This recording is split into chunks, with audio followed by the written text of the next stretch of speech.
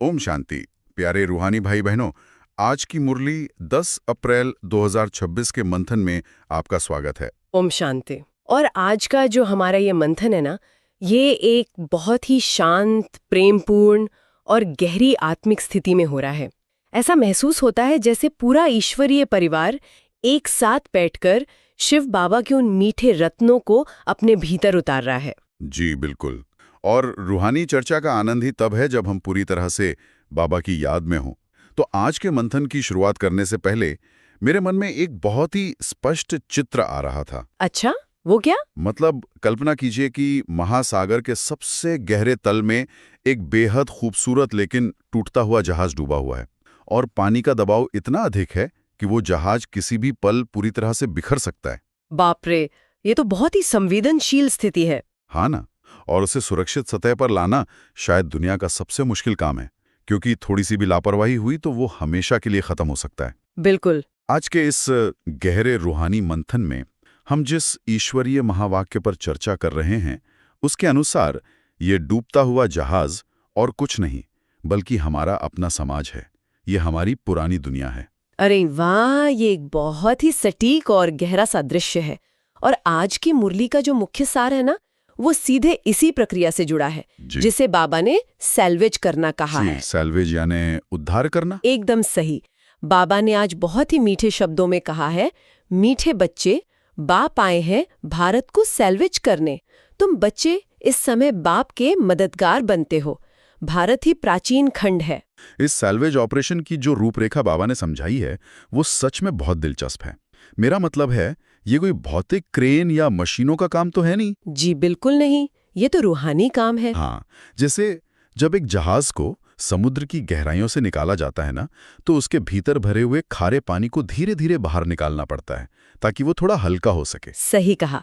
इसी तरह शिव बाबा भी पुरानी दुनिया की भारी और नकारात्मक ऊर्जा को, जो विकारों का खारा पानी भर गया है, उसे निकालकर दुनिया को वापस अपनी स्वर्णिम स्थिति में ला रहे हैं। और इसमें सबसे सुंदर बात पता है क्या है? क्या? बाबा ने इस महान कार्य में हम आत्माओं को अपना मददगार कहा है। अरे हाँ, मददगार, ये बहुत बड़ी पदवी है। जी, और यही इस पूरी प्रक्रिया का सबसे सूक्ष्म हिस्सा है। मतलब बाबा सिर्फ कोई जादुई छड़ी घुमाकर दुनिया को नहीं बदल रहे हैं। ये एक सामूहिक, एक चेतना के स्तर का कार्य है। बिल्कुल। बाबा हम आत्माओं के माध्यम से कार्य कर रहे हैं। जब हमारी बुद्धि और चेतना ऊंची उठती है ना, तभी ये दुनिया ऊंची उठ सकती है। ये बहुत गहरी बात कही आपने। लेकिन जब हम इस ऊंची चेतना तक पहुंचने की कोशिश करते हैं, तो रास्ते में कुछ रुकावटें भी तो आती हैं ना? जी, रुकावटें तो आती है। और इसी संदर्भ में आज का मुख्य प्रश्न बहुत ही प्रासंगिक है। बाबा ने आज पूछा है कि ऊंची मंजिल में रुकावट डालने वाली छोटी छोटी बातें कौन सी हैं? और इसका उत्तर भी बाबा ने बहुत ही स्पष्ट दिया है। बाबा ने कहा कि अगर जरा भी कोई शौक है, अनासक्त वृत्ति नहीं है और अच्छे पहनने और खाने में बुद्धि भटकती रहती है, तो ये छोटी बातें ऊंची मंजिल पर पहुंचने में रुकावट डालती हैं। बिल्कुल। और इसका समाधान देते हुए बाबा ने कहा है कि वनवाह में रहो। ये जो बिंदु है ना, ये बहुत ही आत्मनिरीक्षण वाला है। मतलब अक्सर हम सोचते हैं कि आध्यात्मिक मार्ग में केवल बड़े बड़े पाप या कोई बहुत भारी गलतियां ही इंसान को नीचे गिराती हैं। हाँ, हम हमेशा बड़ी चीजों पर ध्यान देते हैं। सही कहा। लेकिन यहाँ बाबा ने हमारा ध्यान बहुत ही छोटी छोटी बातों की ओर खींचा है। खाने पहनने का शौक, जो इस बाहरी दुनिया में बहुत ही सामान्य और हानि रहित लगता है, वो हमारी चेतना के स्तर को कैसे नीचे ले आता है, ये समझने वाली बात है। यहाँ मैं इस स्तर को थोड़ा और गहराई से समझना चाहूंगा। मतलब इस शरीर को चलाने के लिए खाना और पहनना तो एक बुनियादी जरूरत है ना? जी, शरीर निर्वाह के लिए तो आवश्यक है ही। हाँ, जब तक हम इस भौतिक दुनिया में हैं, इस शरीर में हैं, तो भौतिक साधनों का उपयोग तो करना ही होगा। तो फिर इन्हें ऊंची मंजिल की रुकावट क्यों कहा जा रहा है? ये एक बहुत ही स्वाभाविक प्रश्न है। मेरा मतलब है, क्या ये दृष्टिकोण थोड़ा कठोर या अव्यावहारिक नहीं लगता? मैं समझ सकती हूँ कि ऐसा क्यों लग सकता है, लेकिन अगर हम इसके पीछे के रूहानी विज्ञान को समझें, तो शिव बाबा शरीर की आवश्यकता को पूरा करने से कभी मना नहीं करते। अच्छा। जी, यहाँ बाबा ने एक बहुत विशिष्ट शब्द का प्रयोग किया है, शौक। आवश्यकता और शौक के बीच एक बहुत ही सूक्ष्म मनोवैज्ञानिक अंतर है। आवश्यकता और शौक। हाँ, देखिए, आवश्यकता शरीर की होती है, लेकिन शौक या जो आसक्ति होती है ना, वो हमारी बुद्धि और भावनाओं की होती है। तो एक तरह से ये जो शौक है वो हमारी मानसिक ऊर्जा पर एक भारी टैक्स लगा देता है। बिल्कुल सही शब्द इस्तेमाल किया आपने, टैक्स। जैसे उदाहरण के लिए मान लीजिए, अगर किसी को सुबह उठ के एक खास ब्रांड की चाय पीने की आदत है जी। और किसी दिन सफर में या कहीं भी उसे वो चाय ना मिले तो उसका पूरा दिन चिड़चिड़ेपन में गुजर जाता है। हाँ, मूड ही खराब हो जाता है उनका। बिल्कुल। अब चाय शरीर की जरूरत तो थी नहीं, वो तो बुद्धि की आसक्ति थी, और उस एक छोटी सी बात ने, उस ना मिलने वाली चाय ने उस व्यक्ति की पूरी मानसिक स्थिति और शांति को भंग कर दिया। एकदम सटीक विश्लेषण है ये। तो क्या बाबा इसी रुकावट की बात कर रहे हैं? जी हाँ, बिल्कुल यही बात है। जब कोई साधारण भोजन मिलता है और मन उदास हो जाता है, बुद्धि उसी स्वाद में उलझ जाती है कि आज तो खाना अच्छा नहीं मिला, तो वो शौक है। और बाबा ने इसका समाधान कितना सुंदर दिया है, वनवा। अब वनवा का अर्थ ये नहीं है कि हम घर बार छोड़कर किसी भौतिक जंगल में जाकर बैठ जाएं। जी, जंगल में जाने से तो कुछ नहीं होगा। सही बात है। इसका आध्यात्मिक अर्थ है पुरानी दुनिया और इस पुराने शरीर से बुद्धि का योग टूट जाना। मतलब बुद्धि से डिटैच हो जाना। बिल्कुल। जब हम स्वयं को इस दुनिया में केवल एक मेहमान समझते हैं ना, एक वनवासी की तरह, तो ये छोटी छोटी भौतिक बातें या असुविधाएं हमारे आंतरिक वाइब्रेशंस को नीचे नहीं ला पाती। ये बहुत ही व्यवहारिक दर्शन है। मतलब आवश्यकता पूरी करना हमारा कर्म है, लेकिन आसक्ति रखना हमारा बंधन है। बहुत सुंदर तरीके से कहा आपने। और जब हम इस वनवाह की स्थिति में आते हैं, यानी पुरानी दुनिया की इन आसक्तियों से मानसिक रूप से कट जाते हैं, तो हमारी आंखें एक नई वास्तविकता के लिए खुलती हैं। जी। हम अज्ञान की रात से निकलकर ज्ञान के दिन में प्रवेश करते हैं, और इस ज्ञान के अनुसार ये जो दिन है, ये सबसे पहले कहाँ उगता है? ये भारत में उगता है। बिल्कुल। और यहीं से हमारी चर्चा भारत के प्राचीन स्पिरिचुअल खंड होने की ओर मुड़ती है। जी हाँ, बाबा के महावाक्यों में ये बहुत स्पष्ट किया गया है कि भारत ही वो अविनाशी खंड है जिसे हेवन या स्वर्ग कहा जाता है। दुनिया में आज ज्ञान और अज्ञान को लेकर बहुत अलग अलग मान्यताएं हैं, लेकिन यहाँ रूहानी मार्ग में ज्ञान को दिन या उदय का प्रतीक माना गया है और अज्ञान को रात या पतन का प्रतीक माना गया है। इस बिंदु पर ना मुझे एक बहुत ही सुंदर विरोधाभास नजर आता है। वो क्या? मतलब आप देखिए ना, आजकल दुनिया में क्या हो रहा है। लोग बहुत पैसा खर्च करके लंबी यात्राएं करके पहाड़ों पर या समुद्र के किनारे जाते हैं। जी। और क्यों जाते हैं? सिर्फ सूर्यास्त देखने, सनसेट देखने जाते हैं। हाँ, ये तो आज का बहुत बड़ा चलन है। बिल्कुल। उन्हें उस डूबते हुए सूरज में, उस खत्म होते हुए दिन में एक बहुत सुंदरता नजर आती है। लेकिन ज्ञान मार्ग के इस रूहानी नजरिए से अगर हम देखें, तो हम बच्चे क्या देख रहे हैं? हम तो सूर्योदय देख रहे हैं। हाँ, हम एक नई दुनिया के सूर्योदय को देख रहे हैं। हम दुनिया का पतन नहीं, बल्कि राइज ऑफ भारत देख रहे हैं। अरे वाह, राइज ऑफ भारत, कितना सुंदर शब्द है। और इसी राइज को, इसी उठने को समझाने के लिए बाबा ने सत्यनारायण की कथा का एक बहुत ही मीठा उदाहरण दिया है आज। जी, सत्यनारायण की कथा जो घर घर में सुनी जाती है। बिल्कुल। उस पारंपरिक कथा में दिखाते हैं ना कि एक व्यापारी का बेड़ा यानी उसकी नाव पानी में डूब जाती है। हाँ, और फिर कुछ पूजा वगैरह करने के बाद वो वापस सतह पे आ जाती है। सही कहा। लेकिन उसका असली आध्यात्मिक अर्थ क्या है? इसका अर्थ यही है कि ये जो भारत रूपी बेड़ा है ना, ये अज्ञान की गहराइयों में नीचे चला जाता है कलयुग के अंत में। और फिर ज्ञान सागर शिव बाबा, जो सच्चे सत्यनारायण हैं, वो आकर उसे सैल्वेज करते हैं, उसे वापस सतयुगी स्वर्णिम स्थिति में लाते हैं। ये कितनी गहरी बात है। लेकिन इस कथा को सत्य बनाने वाला वो एक सत्य बाप आखिर है कौन? जी। क्योंकि दुनिया के पारंपरिक दृष्टिकोण से अगर हम देखें ना, तो ईश्वर की पहचान को लेकर बहुत भारी भ्रम है। बिल्कुल, बहुत अज्ञानता है। कोई साकार रूप को भगवान मानता है, कोई प्रकृति के तत्वों को भगवान मान लेता है। लेकिन आज की मुरली में ये बहुत स्पष्ट रूप से बताया गया है कि पतित पावन और वर्ल्ड गॉडफादर केवल एक निराकार शिव बाबा हैं। एकदम यथार्थ सत्य है ये। श्री कृष्ण को पतित पावन या जगत पिता नहीं कहा जा सकता। जी। और ये बात आध्यात्मिक तर्क की कसौटी पर बहुत खरी उतरती है। मतलब बाबा हमें इतना तार्किक ज्ञान देते हैं। बाबा समझाते हैं कि श्री कृष्ण तो सतयुग के पहले प्रिंस हैं। हाँ, वो तो नई दुनिया के राजकुमार हैं। बिल्कुल। वो एक छोटे बच्चे के रूप में जन्म लेंगे, फिर बड़े होंगे, उनकी शादी होगी और तब जाकर वो अपने बच्चों के पिता बनेंगे ना। जी, उनका तो अपना एक शारीरिक चक्र होगा। सही बात है। तो एक देहधारी देवता को जो स्वयं जन्म मरण के चक्र में आते हैं, उन्हें सारे विश्व का गॉडफादर कैसे माना जा सकता है? ये तो सोचने वाली बात है। सभी आत्माओं का पिता तो केवल वो निराकार परमात्मा ही हो सकता है ना, जो जन्म मरण के इस पूरे चक्र से ही मुक्त हो। ये एक बहुत ही तार्किक और स्पष्ट विभाजन है। और इसी के साथ बाबा ने एक और बहुत ही सूक्ष्म बात समझाई है।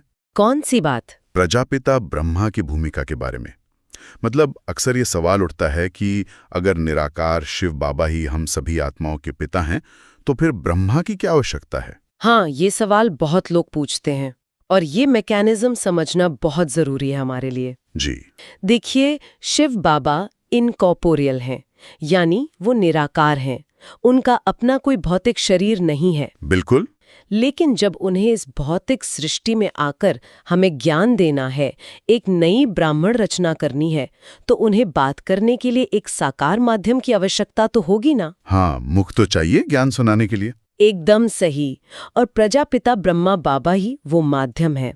इसीलिए शिव बाबा को हम आत्माओं का रूहानी पिता कहा जाता है और ब्रह्मा बाबा को ग्रेट ग्रेट ग्रैंडफादर कहा जाता है। ग्रेट ग्रेट ग्रैंडफादर मतलब पूरी मानवता के आदि पिता। जी, क्योंकि उनके साकार मुख के द्वारा ही जो ज्ञान बाबा देते हैं, उससे ये पूरी ब्राह्मण बिरादरी उत्पन्न होती है। हम सब मुख वंशावली ब्राह्मण बनते हैं। ये बहुत स्पष्ट है। लेकिन पारंपरिक शास्त्रों में तो ईश्वर के अवतरण की इन यथार्थ और सूक्ष्म प्रक्रियाओं का कोई विवरण नहीं मिलता। नहीं मिलता, क्योंकि बाबा बताते हैं कि वो पारंपरिक ग्रंथ जो है वो उतरती कला यानी द्वापर युग के पतन के समय का ज्ञान है। अच्छा। जबकि ये जो यथार्थ सत्य है, ये स्वयं ज्ञान सागर शिव बाबा इस समय संगम युग पर सम्मुख आकर हमें देते हैं। ये ज्ञान सच में हमें बहुत सी भ्रांतियों से और बहुत से बोझ से मुक्त कर देता है। और जब आत्माएं इस सीधे ईश्वरीय ज्ञान को धारण करती हैं ना, तो वे शिव शक्तियां बन जाती हैं। अरे वाह, शिव शक्तियां! हाँ, आज बाबा ने शिव शक्तियों का बहुत ही सुंदर और तार्किक वर्णन किया है। जी। मतलब हम अक्सर मंदिरों में जाते हैं, वहां हम देवियों या शक्तियों की जो मूर्तियां देखते हैं, उनमें उन्हें बड़े बड़े हिंसक हथियारों के साथ दिखाया गया है। जैसे तलवार, त्रिशूल, भाले, ये सब दिखाते हैं। बिल्कुल ऐसे दिखाते हैं जैसे उन्होंने कोई बहुत बड़ा खूनी युद्ध लड़ा हो राक्षसों के साथ। और यहीं पर भक्ति मार्ग की प्रतीकात्मकता और ज्ञान मार्ग की वास्तविकता का अंतर स्पष्ट होता है। वो कैसे? बाबा हमसे सीधा प्रश्न करते हैं कि बच्चे, क्या देवी देवताओं ने सच में कोई हिंसक युद्ध किया था? तो इसका जवाब है बिल्कुल नहीं। एकदम नहीं। देवता तो होते ही अहिंसा के प्रतीक हैं। डबल अहिंसक होते हैं वो। तो फिर वो हथियार क्या हैं जो मूर्तियों में दिखाए गए हैं? वे असल में कोई लोहे के हथियार नहीं हैं। वे ज्ञान बल और योग बल के सूक्ष्म हथियार हैं। ज्ञान और योग के हथियार? जी, ये उन शक्तियों का प्रतीक है जिनसे हम अपने अंदर के रावण को मारते हैं। अंदर का रावण मतलब ये जो हमारे विकार हैं, काम, क्रोध, लोभ। बिल्कुल, ये विकारी तो असली राक्षस है ना। तो यह पूरी तरह से एक आंतरिक मनोवैज्ञानिक और आध्यात्मिक विजय है। किसी इंसान के खिलाफ युद्ध नहीं है, ये वाला है। और इसी तरह की एक और प्रतीकात्मकता आज के मंथन में सामने आई है। गुप्त गंगा का रहस्य। जी हाँ, गुप्त गंगा का रहस्य। मतलब आप देखिए, आज लोग मीलों पैदल चलकर, इतनी कठिनाइयां सहकर पहाड़ों पर त्रिवेणी या गोमुख जाते हैं। हाँ, बहुत कष्ट उठाते हैं लोग। बिल्कुल। वे सोचते हैं कि बर्फ जैसे ठंडे पानी में नहाने से, उस शारीरिक कष्ट को सहने से उनके जीवन भर के पाप धुल जाएंगे। जी। लेकिन अगर हम थोड़ा गहराई से सोचें ना, तो जब पाप और विकार मन और चेतना के स्तर पर हैं, आत्मा के अंदर हैं, तो भौतिक पानी से शरीर को धोने पर मन कैसे साफ हो सकता है? ये तो संभव ही नहीं है। और यही बात बाबा हमें बहुत प्यार से स्पष्ट करते हैं। बाबा कहते हैं कि पानी की नदी से कभी किसी आत्मा का उद्धार नहीं हो सकता, ना ही उसके पापों का विनाश हो सकता है। तो फिर असली गंगा कौन सी है? असली गंगा पानी की नदी नहीं, बल्कि ज्ञान की गंगा है। ये ज्ञान का वो शुद्ध वैचारिक प्रवाह है जो निराकार ज्ञान सागर शिव बाबा से निकलता है। शिव बाबा से निकलता है और फिर हम तक कैसे पहुंचता है? ये प्रजापिता ब्रह्मा बाबा के मुख के द्वारा हम तक पहुंचता है। और ब्रह्मा बाबा के मुख को ही प्रतीकात्मक रूप से गौमुख कह दिया गया है भक्ति मार्ग में।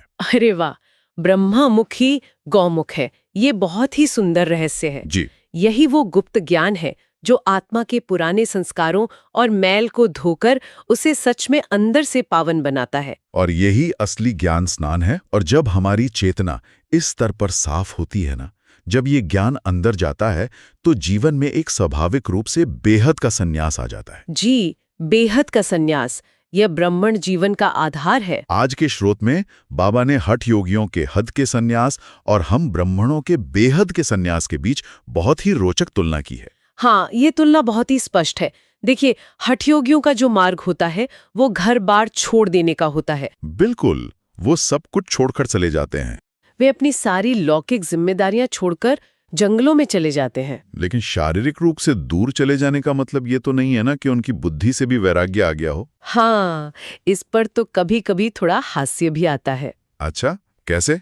मतलब सोचिए ना, हठयोगी जंगलों में चले जाते हैं मौन व्रत लेकर, दुनियादारी से बिल्कुल दूर। हाँ हाँ। लेकिन शायद हिमालय की किसी ठंडी गुफा में बैठे बैठे भी अंदर ही अंदर उनकी बुद्धि यही सोच रही हो कि कहीं मेरे आश्रम में ताला तो ठीक से लगा था ना। या मेरे बैंक अकाउंट में पैसे कितने बचे हैं। हाँ बिल्कुल, शरीर जंगल में है लेकिन चेतना अभी भी उसी पुरानी दुनिया में उलझी हुई है। बिल्कुल सही। और इसी के बिल्कुल विपरीत है हमारा बेहद का संन्यास। बाबा हमें कहते हैं कि बच्चे, तुम्हें किसी जंगल में नहीं भागना है।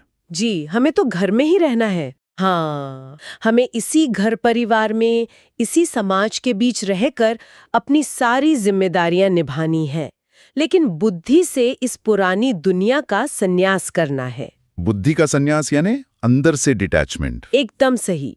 जैसे कीचड़ में रहते हुए भी कमल का फूल बिल्कुल न्यारा रहता है ना, बस वैसे ही बाहर से देखने में सब कुछ सामान्य लगता है, लेकिन अंदर से आत्मा की चेतना पूरी तरह डिटैच होती है। और यही बेहद का संन्यास हमें ईश्वरीय गवर्नमेंट का सच्चा सेवाधारी बनाता है। जी, जो आत्माएं इस तरह अनासक्त होकर, मोह मुक्त होकर शिव बाबा के कार्य में लग जाती हैं, दुनिया की चेतना को उठाने के कार्य में बाबा उन्हें अपनी सर्विसेबल बच्चियां कहते हैं। सर्विसेबल बच्चियां जो सदा सेवा पर उपस्थित हैं। हाँ, और ऐसे सच्चे सेवाधारियों की पालना बाबा बहुत अद्भुत तरीके से करते हैं।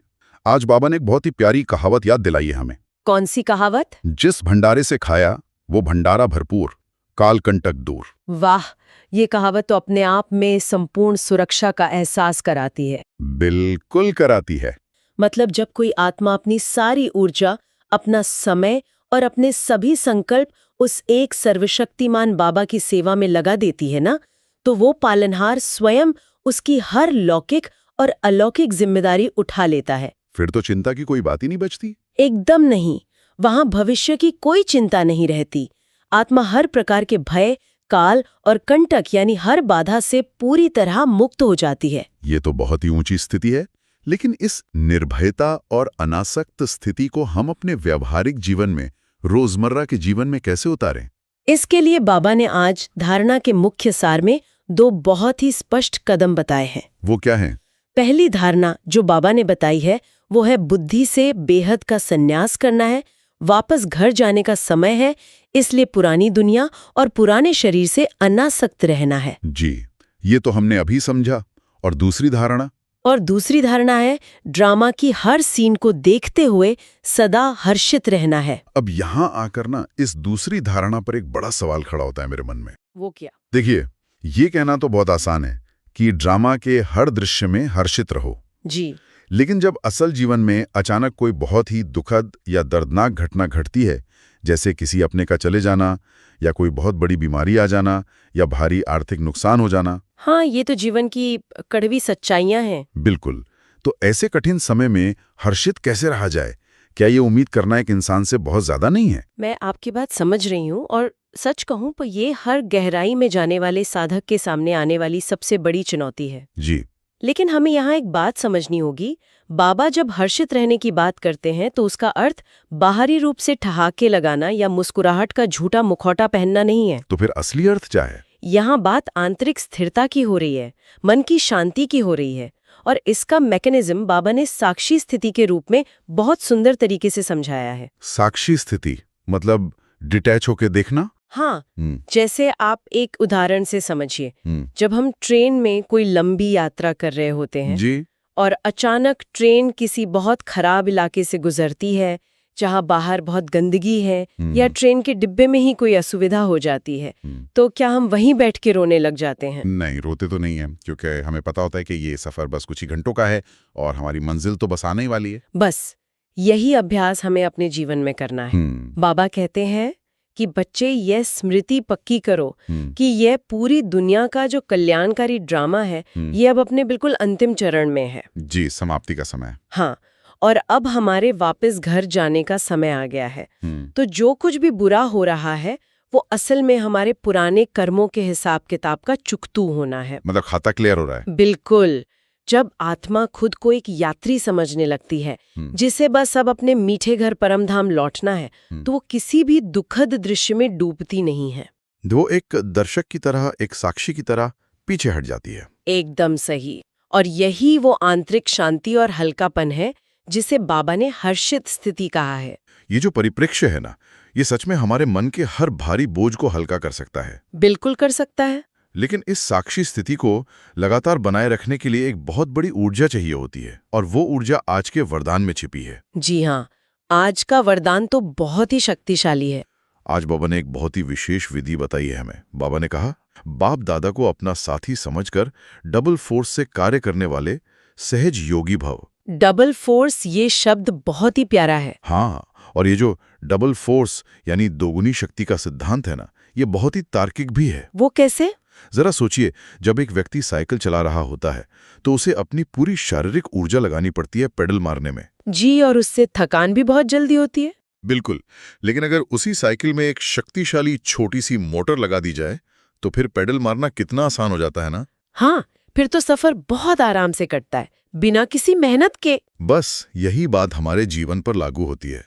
जब हम अपनी लौकिक जिम्मेदारियों को या यहाँ तक कि अपने रूहानी पुरुषार्थ को भी सिर्फ अपने बल पर करने की कोशिश करते हैं, जी, तो हमारे अंदर एक मैं कर रहा हूं का सूक्ष्म अहंकार भी आता है, और उसके साथ साथ बहुत भारी थकावट भी आती है। बिल्कुल सही कहा। मैंने किया ये भाव ही तो आत्मा को थकाता है। हाँ, लेकिन जब हमें ये स्मृति रहती है कि सर्वशक्तिमान शिव बाबा मेरे साथ काम कर रहे हैं, वो मेरे सच्चे साथी हैं, तो वो जो मैंपन है ना, वो गायब हो जाता है। जी, हमारी थोड़ी सी मेहनत और परमात्मा की अनंत शक्ति, ये दोनों मिलकर ही वो डबल फोर्स बन जाते हैं। और जब ये डबल फोर्स काम करती है ना, तो सफलता कोई संघर्ष नहीं रह जाती, वो एक स्वाभाविक परिणाम बन जाती है। एकदम सही। और इसी स्थिति को बाबा ने सहज योग कहा है। जी, क्योंकि योग का मतलब सिर्फ किसी एक जगह बैठकर आंखें बंद करना ही तो नहीं है ना। बिल्कुल नहीं। योग का असली अर्थ तो कुछ और ही है। योग का अर्थ है निरंतर सत का संग, यानी उस सत्य परमात्मा के साथ मन का जुड़ाव। जब वो सर्वशक्तिमान साथी हर पल हमारे साथ है, हम उसे महसूस करते हैं, तो उसकी याद स्वतः ही बनी रहती है। हमें याद करने की मेहनत नहीं करनी पड़ती। और इसी डबल फोर्स और सहयोग की शक्ति से हम आज के सूदन की स्थिति तक पहुंचते हैं। जी, आज का स्लोगन क्या है? आज का स्लोगन है, महारथी वह है जो कभी माया के प्रभाव में परवश न हो। वाह, वरदान और स्लोगन का ये कनेक्शन सच में बहुत गहरा है। हाँ, बिल्कुल जुड़ा हुआ है। आप खुद ही सोचिए ना, जो आत्मा उस डबल फोर्स के साथ जी रही है, जिसका साथी स्वयं भगवान है, क्या दुनियावी आकर्षण या माया कभी उस पर हावी हो सकती है? सवाल ही नहीं उठता। माया तो तभी हमला करती है ना, जब हम मानसिक रूप से अकेले पड़ जाते हैं। बिल्कुल। जब हमारा ध्यान बाबा से हटता है, जब बाबा का हाथ हमसे छूट जाता है, तभी तो नकारात्मकता और विकार हम पर परवशता लाते हैं। एकदम सही कहा आपने। लेकिन जो आत्मा सदा उस ईश्वरीय संग में है, वो कभी किसी भी परिस्थिति या विकार के परवश नहीं हो सकती, और वही आत्मा बाबा की नजर में सच्ची महारथी है। सच्ची महारथी आत्मा। और इस महारथी स्थिति को पूर्ण बनाने के लिए अव्यक्त बाप दादा के सूक्ष्म इशारे हमेशा हमारा मार्गदर्शन करते हैं। जी, अव्यक्त इशारे तो जैसे हमारी चेतना को एकदम फाइन ट्यून कर देते हैं। बिल्कुल। आज के अव्यक्त इशारे में बाबा ने कहा है, महान बनने के लिए मधुरता और नम्रता का गुण धारण करो। मधुरता और नम्रता? हाँ, बाबा ने बहुत स्पष्ट किया है कि मधुरता ही ब्राह्मण जीवन की महानता है, और जहां मधुरता है वहीं सच्ची पवित्रता है। ये जो इशारा है ना, ये हमारे आध्यात्मिक अहंकार पर, जिसे हम स्पिरिचुअल ईगो कहते हैं, उस पर एक बहुत बड़ी चोट है। स्पिरिचुअल ईगो, ये बहुत खतरनाक चीज है। जी, क्योंकि कई बार क्या होता है कि जब इंसान ज्ञान के मार्ग पर थोड़ा आगे बढ़ता है, उसे शास्त्रों का या मुरली का ज्ञान हो जाता है, हाँ, तो उससे अंदर ही अंदर लगने लगता है कि अरे मुझे तो सारा सत्य पता है और ये बाकी की दुनिया तो बिल्कुल अज्ञानी है। मैं श्रेष्ठ हूँ। ऐसा भाव आने लगता बिल्कुल। और ज्ञान का ये जो नशा है ना, है। अगर ये सही तरीके से ना पचे तो ये इंसान को बहुत कठोर और अहंकारी बना देता है। सही बात है। इसीलिए बाबा यहाँ बहुत प्यार से चेतावनी दे रहे हैं कि बच्चे, यदि तुम्हारे व्यवहार से मधुरता और नम्रता गायब हो गई तो समझो तुम्हारा वो ज्ञान किसी काम का नहीं है। मतलब वो ज्ञान अभी तक आचरण में नहीं आया है। बिल्कुल। सही मायने में देखा जाए तो सच्चे ज्ञान का फल तो नम्रता ही होता है ना। हाँ, जैसे वो पेड़ का उदाहरण देते हैं ना हमेशा। जी, कि जैसे कोई पेड़ जब मीठे फलों से पूरी तरह लद जाता है तो वो अकड़ता नहीं है। वो तो झुक जाता है। बिल्कुल, वो नीचे झुक जाता है ताकि लोग उसके फल आसानी से ले सके। बस ऐसा ही एक सच्चा रूहानी साधक होता है। वो हमेशा निर्माण रहता है, यानी उसमें अहंकार का नाम निशान नहीं होता। और सबसे बड़ी बात, वो गुणग्राहक होता है। गुणग्राहक? जी, मतलब वो दूसरों की कमियों को देखने के बजाय या उनकी आलोचना करने के बजाय हर आत्मा के अंदर छुपे हुए अच्छे गुणों को देखता है और उन्हें ग्रहण करता है। ये तो बहुत ही सुंदर बात है। गुणग्राहक बनना ही सच्ची नम्रता है। आज के इस पूरे मंथन ने, सच कहूं तो, मन को बहुत गहराइयों में उतार दिया है। जी बिल्कुल। मतलब शुरू से देखें तो सैल्वेज के गहरे अर्थ से लेकर साक्षी स्थिति तक, फिर डबल फोर्स की शक्ति और अंत में नम्रता के श्रृंगार तक, ये पूरी चर्चा हमारी आंतरिक दुनिया को रोशन करने वाली रही है। एकदम सही। और अब समय है कि इस शांति को और इन रूहानी वाइब्रेशंस को हम अपने भीतर पूरी तरह से समेट लें। जी, तो आइए हम सभी कुछ पल के लिए इस शोरगुल वाली दुनिया से और अपने सभी बाहरी ख्यालों से अपनी बुद्धि को पूरी तरह समेट लें। बिल्कुल शांत हो जाएं। स्वयं को अपने मस्तक के बीच एक चमकते हुए बिल्कुल शांत सितारे के रूप में देखें और आज के इन अमूल्य महावाक्यों को स्वमान के रूप में अपने भीतर बहुत गहरे उतरने दें। सभी भाई बहनें जहां भी हैं, बस कुछ क्षणों के लिए अपने सभी बाहरी विचारों को रोक दें, बिल्कुल स्थिर हो जाएं और मेरे साथ साथ इन स्वमानों की पवित्र ऊर्जा को अपने हृदय में महसूस करें। मैं बेहद की सन्यासी, बिल्कुल अनासक्त आत्मा हूँ। मैं शिव बाबा की सच्ची मददगार, एक शक्तिशाली शिव शक्ति आत्मा हूँ। मैं बाप दादा के साथ से निरंतर डबल फोर्स अनुभव करने वाली एक सहज योगी आत्मा हूँ। मैं पवित्रता और मधुरता से संपूर्ण मायाजीत महारथी आत्मा हूँ।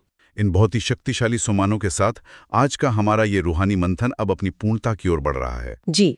लेकिन आज की इस पूरी गहरी चर्चा के बाद एक विचार जो मन में बहुत गहराई से रह जाता है, वो ये है कि हम हर दिन इस दुनिया की डूबती हुई स्थिति को देखकर कितनी चिंता करते हैं ना। हर तरफ हाहाकार जो है। हाँ, हम खुद को बचाने के लिए, अपनी सुरक्षा के लिए हाथ पैर मारते रहते हैं।